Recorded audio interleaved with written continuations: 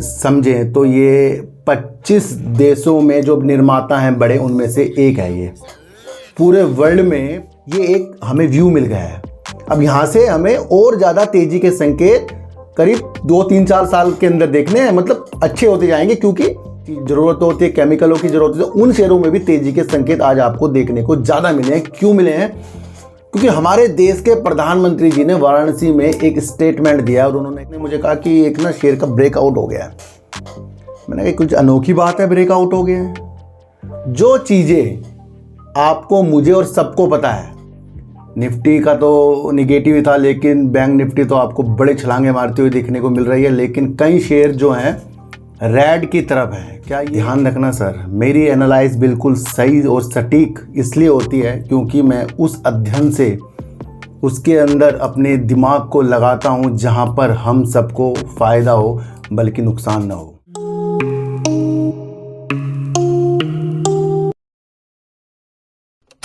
नमस्कार, मैं स्वागत करता हूं आपका अपने ही चैनल पर जिसका नाम है सार्थक बाजार से। आज बात करेंगे सर शुगर सेक्टर की, बात करेंगे जेके टायर और बात करेंगे सर वोडाफोन आइडिया की। इन सब की बात करने से पहले, जैसे मैंने कल आपके लिए ज़ोमैटो में 2 दिन से वीडियो बना रहा हूं, क्या वो एनालाइज आपको समझ में आई है? कुछ चीज़ के दूसरी तरफ जाने से बिजनेस से किसको फ़ायदा होगा, क्या ये चीज़ें आपको समझ में आई है? क्या उसके अंदर कुछ आपको त्रुटि नज़र आती है, यानी गलतियां नज़र आती हैं? क्या जो न्यूज़ आ रही है उसको मैं आपको जो समझा रहा हूँ उसके अंदर आपको गलतियां नज़र आ रही हैं? ध्यान रखना सर, मेरी एनालाइज बिल्कुल सही और सटीक इसलिए होती है क्योंकि मैं उस अध्ययन से उसके अंदर अपने दिमाग को लगाता हूँ जहाँ पर हम सबको फ़ायदा हो बल्कि नुकसान ना हो। कुछ चीज़ अगर निगेटिव होगी तो मैं उसको आपको निगेटिव तरीके से ही बताऊंगा, उसमें कोई भी पॉजिटिव चीज़ नहीं डालूंगा। और जो पॉजिटिव होगी, जो हम खोज नहीं सकते, उसको खोजकर आपके सामने मेरा लाने का एक कर्तव्य है और उसके लिए मैं वर्क करता हूँ। HFCL की रणनीतियाँ वैसे मैं बहुत पहले से आपको बता रहा हूँ, कल भी मैंने HFCL की आपको रणनीतियाँ बताई थी। डिफेंस के सेक्टर में वित्त वर्ष 2024 में 6% का योगदान देना, ये अपने आप में बहुत बड़ी बात है। दूसरा, किसी भारतीय कंपनी को यूरोपीय आयोग से एक ऐसी छूट मिलना जहां पर वो अपने अनुसार, अपने रेट के अनुसार अपनी चीज़ों को वहां पर बेच सकता है। तो ये कल भी मैंने आपको बताया था एंटी डैपिंग ड्यूटीज़ के बारे में। क्या वो एनालाइज आपके माइंड में आई? और अलग अलग तरीके से मैंने उसको आपको बताया। यही वो तरीके होते हैं जो आपको समझने पड़ते हैं। आज मार्केट का रुख आपको पता ही है, निफ्टी का तो निगेटिव था, लेकिन बैंक निफ्टी तो आपको बड़े छलांगे मारते हुए देखने को मिल रही है। लेकिन कई शेयर जो हैं रेड की तरफ हैं। क्या ये एक गिरावट आगे की एक रणनीतियाँ हैं? हो सकती है। मैंने कहा था ना, अपना आया हुआ प्रॉफिट भी हमारे हाथों से जब जाता है जब हमें और लालच की तमन्ना हो जाती है, और जब हम अपना प्रॉफिट बुक कर देते हैं तो उसके बाद जो चीज़ें हो रही हैं उसे होने दो। जो चीज़ें आपके पास थी आप उस पर दिमाग लगाइए, और जो चीज़ें आपने बेच दी और वो ऊपर बढ़ गई तो वहाँ पर आप टेंशन ले लेते हो। इसलिए बेचने के बाद ज़्यादा ध्यान लगाने का नहीं, जो आपको मिला है संतुष्टि सिर्फ आपको उसमें करनी है। तो HFCL के अंदर जो कल रणनीतियाँ मैंने बताई हैं और अलग अलग रणनीति तरीकों से मैंने आपको समझाया है, वो भी आपको समझ में आई है। सुजलोन एनर्जी के ऊपर थोड़ी सी एक बात बताऊं सर, कल मेरे से गलती बस मुझे गिरीश तांती जी बोलना था और मैंने तुलसी तांती जी बोला, क्योंकि तुलसी तांती जी जो इसके पहले चेयरमैन थे वो मेरे ना जहन में बस गए थे। वैसे उनकी डेथ हो गई, आपको पता ही है। तो बोलते बोलते ना ह्यूमन एरर आ जाता है, यानी गलतियाँ बस चीज़ें हो जाती हैं।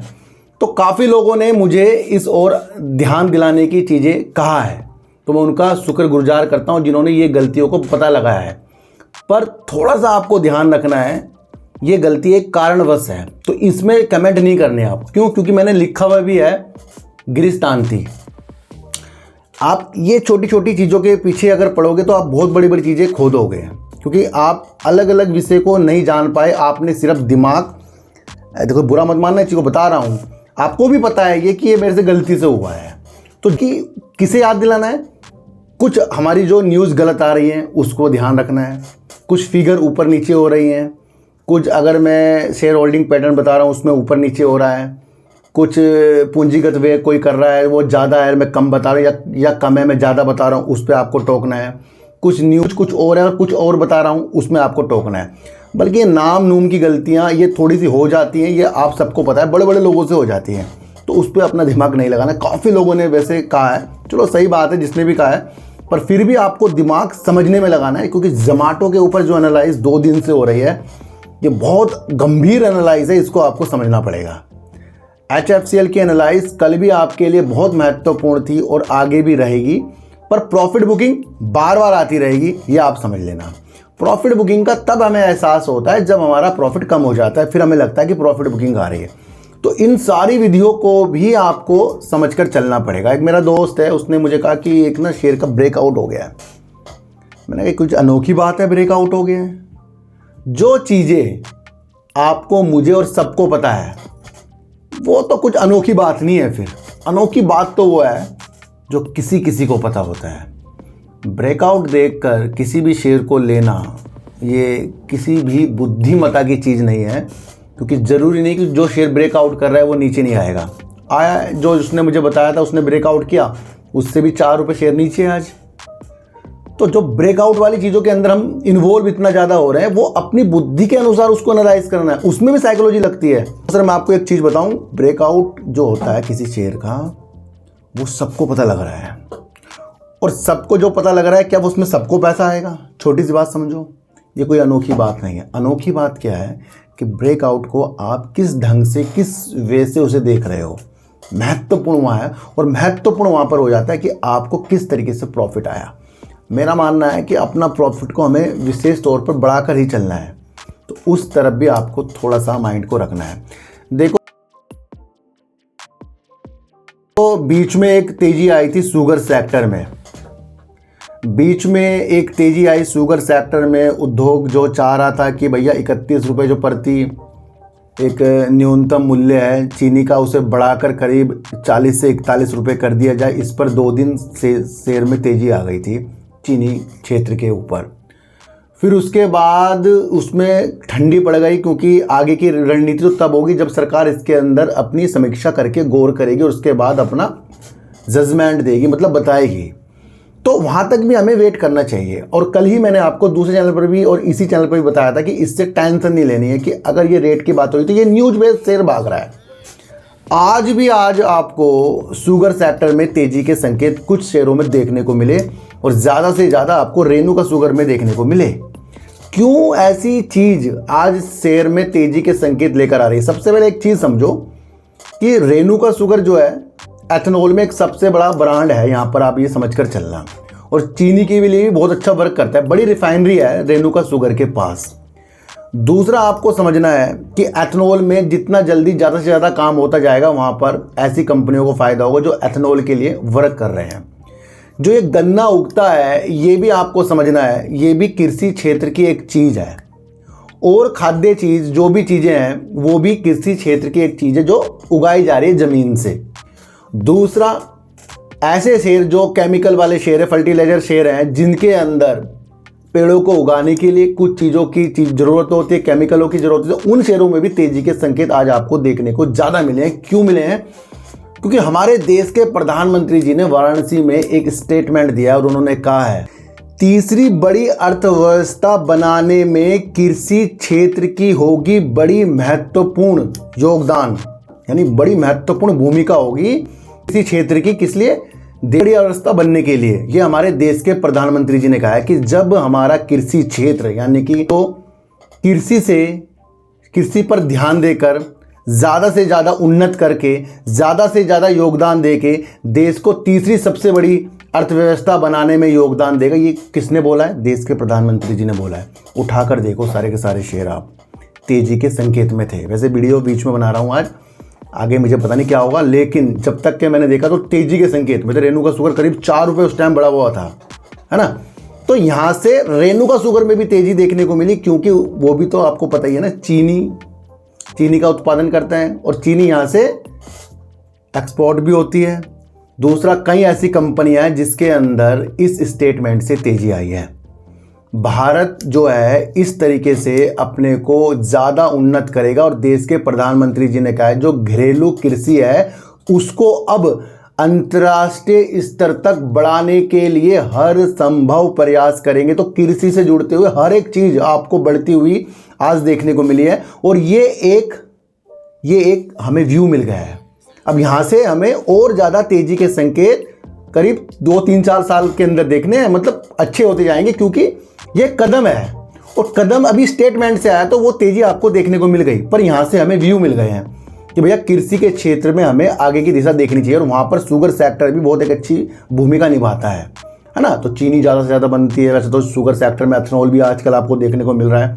दूसरा, देश के प्रधानमंत्री जी ने ये भी कहा है कि भैया जो विश्व में जो खाने वाले लोग होते हैं उनकी मेज में भारत की उत्पादित या उत्पादन की हुई या कुछ बनाई हुई सामग्री जो कृषि क्षेत्र से होती है उनके मेज में एक ना एक आदि होनी चाहिए। कितनी बड़ी चीज़ है ये। विश्व में अगर किसी टेबल पर, जो खाने की टेबल होती है लोगों के घर पे, होटलों में, तो वहाँ पर अगर भारत से निर्मित कुछ चीज़ होगी कृषि से जुड़ी हुई, तो वहाँ क्या होगा, ऐसे सेक्टर में FMCG जो सेक्टर हो गए, कृषि से सेक्टर हो गए, फर्टिलाइजर शेयर हो गए, शुगर सेक्टर हो गया, इनके अंदर एक अच्छी संभावना देखने को मिली। समझ में आ रहा ना, ये हमारे देश के प्रधानमंत्री जी कह रहे हैं। और सबसे महत्वपूर्ण चीज़ ये है, तीसरी बड़ी अर्थव्यवस्था बनाने के लिए कृषि क्षेत्र की एक महत्वपूर्ण भूमिका होगी। बस इसे पकड़ लो कि बड़ी अर्थव्यवस्था बनाने के लिए तीसरी कृषि योगदान देगा। तो एक व्यू मिल गया आपको 2-4 सालों का। अब इसे समझ कर चलना। आप देखो सर, वोडाफोन आइडिया आज आपको भी तेजी के संकेत देखने को मिला। कुछ लोग कह रहे हैं कि वोडाफोन के अंदर जो PLC वाले, उसने अपनी हिस्सेदारी इंडस टावर के साथ ब्लॉक डील के साथ की है, इसलिए उसमें तेजी हो सकता है, उससे भी तेजी हो। लेकिन इसका मतलब आप ये समझना है कि जो PLC वोडाफोन ग्रुप है वो अपनी हिस्सेदारी इंडस टावर से सेल जो कर रहा है, आपको पता ही है, वो उसका अलग मैटर है। ये और आइडिया दोनों मिलकर ही वोडाफोन आइडिया बने हैं। तो वोडाफोन अपनी हिस्सेदारी को बेचने की चीज़ों के साथ है। तो मुझे नहीं लगता कि ये चीज़ें इसके अंदर रंगीनता ला रही है। दूसरा, आपको समझना है कि वोडाफोन आइडिया को 5G जरूर लॉन्च करना है, कंपनी ये भी बता रही है। तीसरा, आपको समझना है कि जो इन्होंने FPO लाए थे और उसके बाद प्रमोटर ने अपनी हिस्सेदारी जो भी सेल करके पैसा जुटाया है, उसके अंदर से एक अच्छी भूमिका मिल गई, जिसके द्वारा ये 23,000 करोड़ रुपए बैंकों से इस तरीके से टर्म लोन लेने के लिए भी बातचीत कर रहे हैं। ये भी एक न्यूज़ निकल कर आ रही है। दोस्तों, कंपनी सबसे पहले कह रही है कि वो 4G का पहले विस्तार करेंगे, उसके बाद 5G लाएंगे। तो हो सकता है कंपनी के अंदर आपको महीने 2-4 महीने में थोड़ी तेज़ी के संकेत भी मिल जाएं। फिर जब तक के आपको एक वेट करना है जब ये 5G अपना लॉन्च ना कर दे, क्योंकि 23,000 करोड़ रुपए ये इस तरीके से अगर बैंकों से बात करें तो ये उनकी वो योजना है जिसके तहत इन्होंने कहा था कि 3 से 4 साल के अंदर वोडाफोन आइडिया के अंदर 50,000 करोड़ से लेकर 55,000 करोड़ तक की ये निवेश करेंगे। तो ये वो एक परियोजना के तहत ये वर्क कर रहे हैं, उसके अंदर 23,000 करोड़ के लिए बैंकों से बात कर रहे हैं। तो मुझे लगता है यहाँ पॉजिटिव संकेत वोडाफोन आइडिया के अंदर वो धन उगाना या लोन लेने वाली चीज़ों के साथ है। दूसरा, वोडाफोन आइडिया को भी आपको समझना है वो सक्षम हो रहा है और अपने 4G का विस्तार और 5G के विस्तार करने के लिए, पर पहले वो 4G करेगा, तो इसलिए इसके अंदर समय और हमारे जा सकता है, पर बीच में इसके अंदर तेजी के संकेत तो सर ये पॉजिटिव तो बना ही पड़ा है, जहाँ संजीव बसीन जी ने हमें बताया है। और किसी को भी मैं खरीदने बेचने की चीज़ें आपको नहीं बता रहा हूँ। तो यहाँ पर एक पॉजिटिव न्यूज़ यही है कि ये जो बैंकों से बात कर रहा है, और आपको पता है अगर बैंकों ने इसको लोन दिया तो फिर इसकी और गाड़ी भी अच्छी हो सकती है। इसलिए कभी भी बिना सोचे समझे शेयरों में आपको इन्वेस्टमेंट नहीं करना है। सारी चीज़ों को हमें समझना है, उसके बाद अपने कदमों को आगे बढ़ाना है और समय समय पर अपना प्रॉफिट की विशेषताएं भी मैं तो बनाता हूँ, सबको बनानी चाहिए, ताकि प्रॉफिट भी कुछ लेकर आगे भी हमें और धन इकट्ठा। और कल मैंने कम से कम आपको 5 से 7 मिनट प्रॉफिट के ऊपर ही वीडियो बनाकर बताया है ना। तो वोडाफोन आइडिया के बढ़ते कदम अब ये 23,000 करोड़ के साथ है, ये आपको समझ कर चलना पड़ेगा।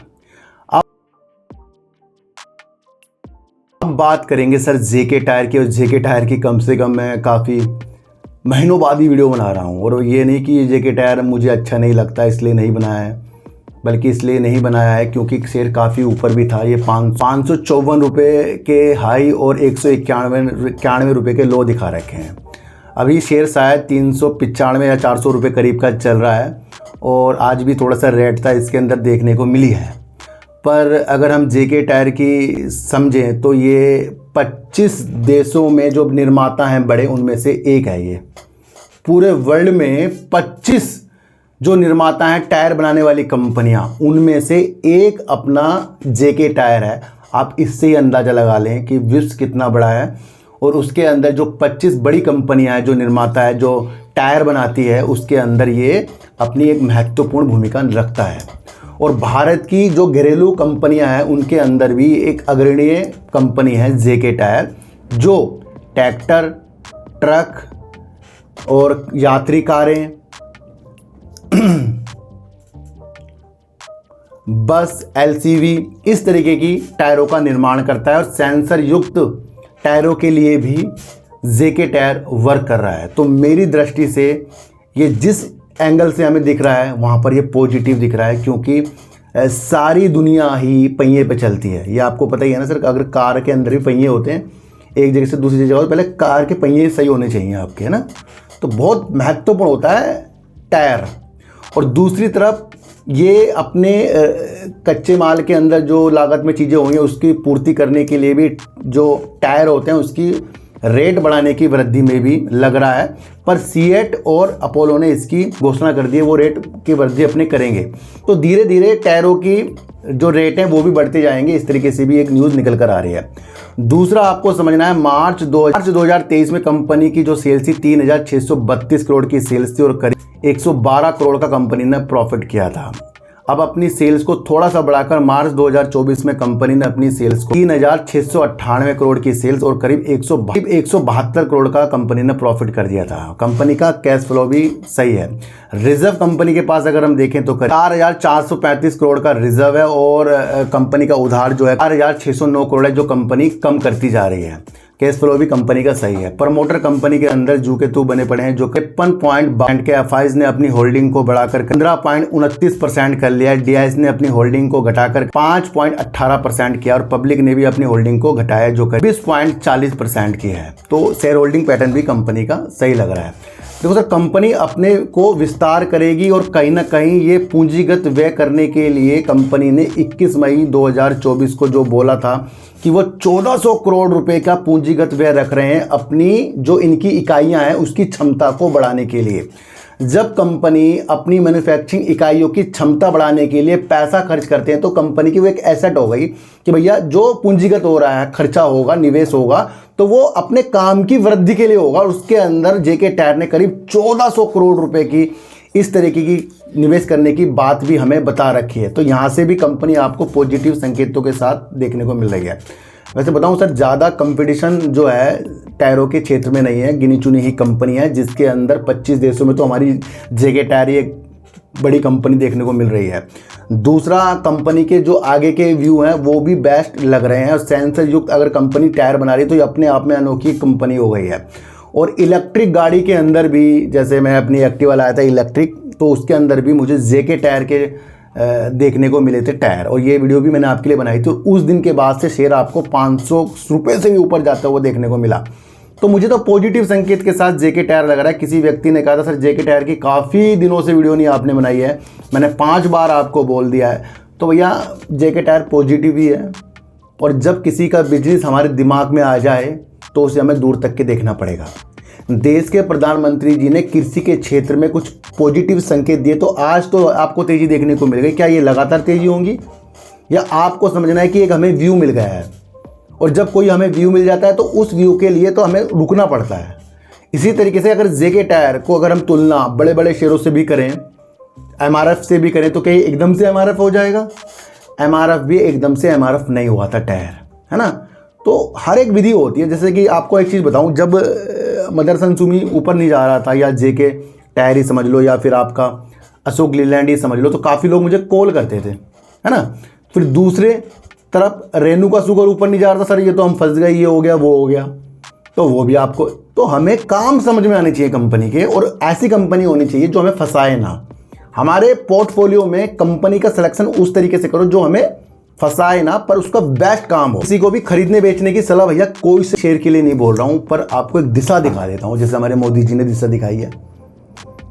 भैया बहुत अच्छी अच्छी दिशा दिखा रहा हूँ। HFCL की अगर न्यूज़ आई है वो आपको भी पता था, जोमेटो की अगर न्यूज़ आई है वो आपको भी पता था, पर उसके अंदर के जो हम एक सुराग होते हैं, सबूत होते हैं, उसको किस तरीके से ऑब्जर्व किया जाता है। जो न्यूज़ आती है उसका इफेक्ट भैया शेयर मार्केट में पड़ता है। आज कोई गुड न्यूज़ आई, अगर उसने आज इफेक्ट नहीं डाला तो ज़रूरी नहीं कि वो कल परसों नहीं डालेगी, डाल सकती है। और आज ही कुछ अच्छी चीज़ आई और आज ही उसने भाग कर दिखा दिया तो ज़रूरी नहीं कि वो आगे भी भागेगा, तो प्रॉफिट बुकिंग भी आती है। जब कोई कंपनी अपनी चीज़ों के साथ मैन्युफैक्चरिंग कर रही है या अपनी काम की चीज़ों को सुचारू रूप से कर रही है, ऐसा उस कंपनी में क्या चंद घंटों में हो जाता है कि वो अपना काम तो सामान्य तौर पर कर रही है और उस हिसाब से उसका शेयर प्राइस है, अचानक से उसका प्राइस 50, 60, 70 रुपये बढ़ता हुआ दिखे, तो वो क्यों होता है? क्योंकि न्यूज़ निकल कर आती है। आज अडानी जी के शेयर गिरते जा रहे हैं और गिरते हुए सबको वो बेकार लग रहे हैं, पर हमारा मूड ऐसा है ना कि हमें प्रॉफिट देख के अच्छा लग जाता है। कल को कुछ अच्छी न्यूज़ आएगी तो आज तो हम इसमें दिमाग नहीं लगा रहे हैं, पर कल को जो अच्छी न्यूज़ आएगी और जब वो शेयर 70, 80, 90 रुपये उस टाइम मिलेगा तो तब उसे लोग खरीदने की चेष्टा दिखाएंगे। इसी तरीके से एक शेयर पड़ा है शांत, जो है ट्राइडेंट, है ना, तो वो भी मैंने आपको बहुत गतिविधियाँ उसकी समझा रखी है, ट्राइडेंट अलोक इंडस्ट्री वाली। तो उन चीज़ों को आपको समझना है ना। तो कल मुझे किसी ने कहा सर HFCL में ले लूँ या इसी रेट पर ले लूँ, तो सर वीडियो तो मैं काफ़ी नीचे से बना रहा हूँ, वहाँ तो आपका दिमाग इसके अंदर गया नहीं था। अब आपके सामने एक ऐसी न्यूज़ आ गई, आप सोच रहे मैं इसे खरीद लूँ। अगर इस तरह की चीज़ें भी तो उसे लंबे समय के लिए देखना है भैया, लंबे समय के लिए देखना है शेयरों को। जब शेयर भागता है तभी अच्छा लगता है, जब गिरता है तभी मूड चेंज हो जाता है। तो हमें सोचना हमने कमाया क्या है, बचाया क्या है, उस पर विशेष ध्यान दो। खरीदते ही शेयर गिर जाए तो टेंशन न लो, बेचते ही शेयर भाग जाए तो टेंशन न लो, सोचो कि आपने कमाया या खोया क्या है। एंड का वो आपका चीज़ें होनी चाहिए। तो वोडाफोन आइडिया की बढ़ती कदम, उसकी मैनेजमेंट के द्वारा अलग अलग चीज़ें बताना, पर 5G ये लेट लॉन्च करेंगे, थोड़ा सा इफेक्ट, ये चीज़ें आपको देख के लंबा समय रुकने की चीज़ें आ सकती हैं। कृषि के क्षेत्र में और शुगर सेक्टर में आपको पता ही है, जब कृषि एक ऐसी भूमिका निभाएगा जहाँ तीसरी बड़ी अर्थव्यवस्था भारत बनेगा, वहाँ कृषि का योगदान होगा, तो भैया लाजमी आपको समझना है कि इससे कौन कौन सी चीज़ें जुड़ रही हैं। जेके टायर जिस तरीके से हर एक सेगमेंट में जो टायर बनाता है वहाँ पर ये क्वालिटी वाइज टायर हैं इसके, तो अधिकतर 25 देशों के निर्माताओं में इसका नाम आता है, तो ये अपने आप में क्वालिटी वाला शेयर है। तो सर सच्ची वीडियो देखिए, अच्छी वीडियो देखिए, समझ कर देखिए, किसी की बेचने की सलाह नहीं है, आपको किसी की बातों में नहीं आना है, चाहे मैं ही क्यों ना हूँ। तो सर चीटू को आटा दीजिए, गाय को रोटी दीजिए और अपने बच्चों को ज़्यादा से ज़्यादा प्यार कीजिए, क्योंकि बच्चे ही आपकी मासूमियत से किस्मत पलटेंगे। तो फिर मिलेंगे आपसे नई वीडियो के साथ, जब तक के लिए नमस्कार।